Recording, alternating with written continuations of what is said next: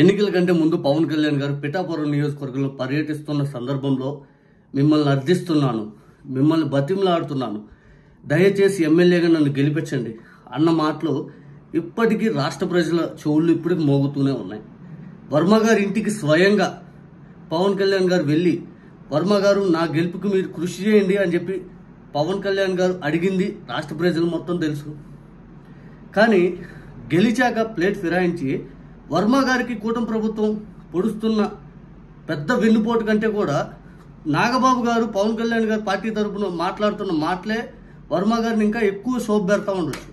బహుశా ఇందాక వర్మ గారి గురించి ఇండైరెక్ట్గా నాగబాబు గారు మాట్లాడుతూ పవన్ కళ్యాణ్ గారి గెలుపు పిఠాపురంలో మేము పర్యటిస్తున్నప్పుడు మాకు తెలుసు, మెజార్టీ లెక్కేసుకోవడానికి తిరుగుతున్నట్టుంది, ఏదో నా మాత్రం మేము పనిచేస్తున్నాము, పవన్ కళ్యాణ్ గారిని ఎవరో వచ్చి గెలిపిస్తున్నారని మాట్లాడితే అంత లేదమ్మా, మీకు ఆ స్థాయి మీకు కాదు. పవన్ కళ్యాణ్ గారి గెలుపు పవన్ కళ్యాణ్ గారిదే, మీ అంత అమాయకులు ఇంకెవరు లేరు, ఎవరో వచ్చి పవన్ కళ్యాణ్ గారు గెలిపించినంత ఏం లేదు అని చెప్పి వర్మ గారిని ఇండైరెక్ట్ గా నాగబాబు గారు ఆవిర్భావ దినోత్సవ సభలో ఈరోజు టార్గెట్ చేసిన విధానం చూస్తే మాత్రం వీళ్ళకి గెలుపు అనే అహంకారం నెత్తికెక్కింది అని క్లియర్ కట్ గా అర్థమవుతా ఉంది.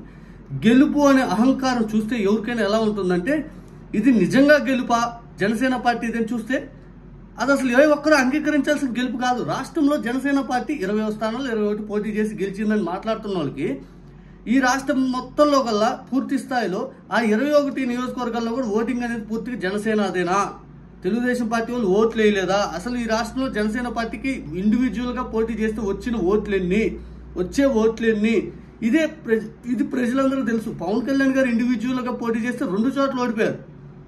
ఇక వర్మ గారి గురించి ఈ రోజు మీరు మాట్లాడుతున్న విధానం చూస్తుంటే వర్మ గారు నిజంగా అమాయకుడు.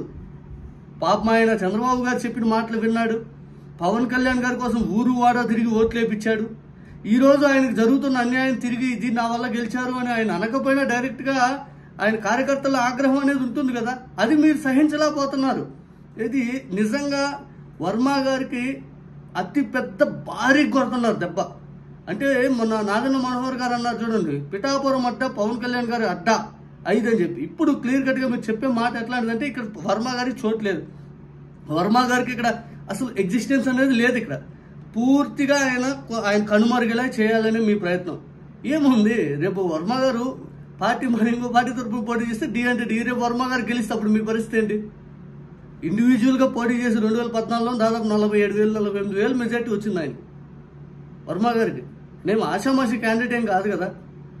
మరి ఎన్నైనా చెప్తాం, ఈరోజు అధికారం వచ్చేసింది, ఆ పాపం ఆయన ఒకటి దొరికాడు, ఆయన మీద ఎన్నైనా చేస్తాం. గతంలో ఆయన ఇంటికి వెళ్ళింది మర్చిపోయారు, ఆయన బతిలాడుకుంది మర్చిపోయారు, ప్రజలందరూ మీరు బతిలాడింది మర్చిపోయారు, ఇప్పుడు మాత్రం మెజార్టీ లెక్కేస్తున్నాం అని చెబుతారు. ఇది రాజకీయం అంటే.